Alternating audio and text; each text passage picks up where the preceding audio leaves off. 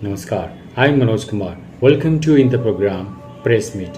In this program, we cover press conference, media interaction, and a speech of the chief guest at the program. So, without spending so much time, let's go to the event. Private तो party का agenda ही होता है वैसे तो जो काम होते हैं फिर अपने विधानसभा के वो विधानसभा के हर गांव की अपने कार्य होते हैं वो करने पड़ते हैं। गांव का अलग से हर गांव का अलग एजेंडा है। पार्टी का प्रदेश में से जो मैनिफेस्टो है वो सबके लिए है। तो यही होता है जो विधानसभा में के अपने हल्के में जाएंगे तो लोगों के हिसाब से काम करेंगे, जो प्रदेश में आएंगे तो प्रदेश के एजेंडे से। अच्छा, सरकार के सामने जो चैलेंजेज हैं जैसे बेरोजगारी हुआ, फार्मर्स को एमएसपी को लेकर के है, महिलाओं को 2100 रुपया है, सिलेंडर 500 रुपया है, ये सब जो आपने संकल्प पत्र में डाला था, इसको लेकर के आप लोग आगे देखिए कल इलेक्शन कमीशन की वजह से जो आचार संहिता लागू थी तो हम 24,000 बच्चों के रिजल्ट को रोक के रखना पड़ा। अगर पहले घोषित हो जाता तो सीटें बढ़ जाती। ये संभाविक बात है। जिस परिवार में खुशी आएगी उसका इजहार भी होता है लोग, लेकिन पार्टी अपने ईमानदारी पे थी। जैसे ही मुख्यमंत्री ने ज्वाइन किया शपथ ली, इसी तरह से उसी टाइम में 24,000 बच्चों को भी ज्वाइन कराने का ऑर्डर कर दिया। ये तो पार्टी की नीति थी। दूसरा जो आप कहते हो मैनिफेस्टो के हिसाब से वो तो पार्टी पूरा करेगी। भारतीय जनता पार्टी जो कहेगी वो पूरा करती है। एक सर बहुत बढ़िया डिसीजन लिया गया है कि जो डायलिसिस पे पेशेंट हैं उनके लिए जो है फ्री ट्रीटमेंट होगा। ये बहुत बड़ी डिसीजन है फर्स्ट कैबिनेट मीटिंग में। इसको आप किस तरह से लोगों तक पहुंचाएंगे और किस तरह से? देखिए ये तो एक मुसीबत में सेवा है। कोई डायलिसिस पे जाता है, कोई खुशी से तो जाता नहीं। वो तो किसी वजह से उसको दिक्कत है और ऐसी कठिनाई में कोई किसी का सरकार काम आती है तो उसको बोलते हैं लोग। ये बहुत अच्छा फैसला है। देखिए खिलाड़ी होने के नाते से मैंने अपने विधानसभा में पिछली बार ये स्टेडियम की बात आती थी। स्टेडियम बिना बिल्डिंग के भी चल सकता है और बिना बाउंड्री के भी चल सकता है, क्योंकि कई जगह हमने ऐसा एक्सपेरिमेंट किया।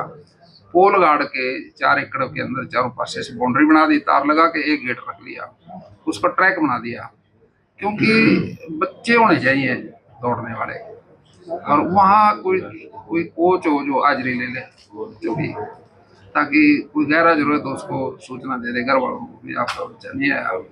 तो ऐसे ऐसे अगर हम अभ्यास कराते हैं बच्चों का, साथ में लाइब्रेरी हो तो एजुकेशन का भी, क्योंकि अब पढ़ाई से नौकरी मिलेगी और फिजिकल फिटनेस से मिलेगी। ये दोनों चीज़ों बड़ी सस्ती होनी चाहिए जिस पे कोई खर्चा ना हो और वो सामूहिक तौर से हो सकता है।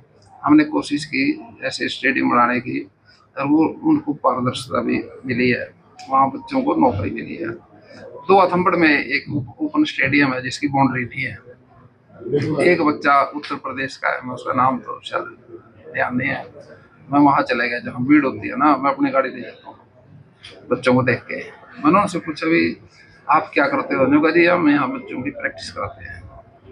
तो मैंने कहा बड़ा अच्छा। मैंने उसको फिर 1 लाख रुपये भी दिया। वो बच्चा था उत्तर प्रदेश का जो इंचार्ज था वहाँ का। फिर मैंने पूछा भी बच्चे नौकरी कितने लगे? उनको जी 350 लग गए।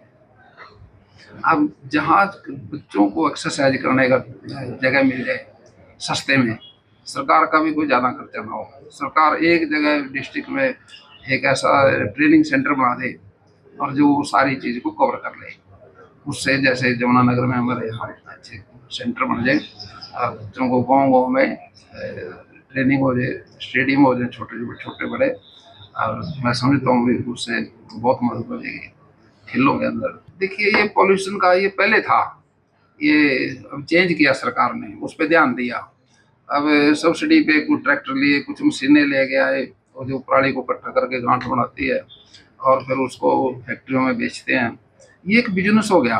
इस पर थोड़ा सरकार और ध्यान देगी जिससे किसानों को फायदा होने लग जाए, जो इसको काम में लगे हैं, जो पराली को इकट्ठा करके गांठ मार के उसको लोड करके फैक्ट्री तक ले जाना, उसमें उसको प्रॉफिट होना चाहिए। तो ये काम सबसे बड़ा पोल्यूशन को दूर करने का हो जाएगा। कई बार कोई दिक्कतें प्रकृति है ना, खेत तो खुले में है, बारिश आ गई, अब ट्रैक्टर नहीं चल सकता उसमें, कई बार फिर आग लगानी पड़ जाती है। लेकिन है तो गैर कानूनी, लेकिन प्रकृति का भी साथ है। एग्रीकल्चर कोई इंडोर तो है नहीं, ये तो खुले में है।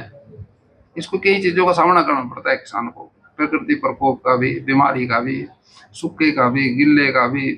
कोई बीमारी आ जाए तो बहुत दिक्कतें आती हैं। उनको सबको हमारी सरकार ने तो कोशिश की, किसान निधि मोदी जी ने जो दी है उससे किसान को फायदा हुआ। और हरियाणा प्रदेश चौधरी हमारे नायब सैनी जी के नेतृत्व में उन्होंने सारी फसलें एमएसपी पे खरीदना शुरू करी। ये पहला प्रांत हो गया पूरे देश में एग्रीकल्चर में बढ़ावा। हमारे यहाँ जो भारतवर्ष है वो कृषि प्रधान देश है, और मैं समझता हूँ भी उत्तम खेती, मध्यम व्यापार, निगेती चाकरी। पहले हमारे देश में खेती को ही प्राथमिकता दी जाती थी, खेती वाले को ही बड़ा मानते थे जो उससे फायदादार खेती के होते हुए। आप देखते हैं भाई कोरोना काल के अंदर क्या हुआ, इंडस्ट्री प्रभावित हुई, एग्रीकल्चर तो नहीं हुई। इसलिए उत्तम है ये खेती, उत्तम है। और जो बेरोजगारी दूर हो सकती है हिंदुस्तान में वो एग्रीकल्चर बेस्ड से हो सकती है।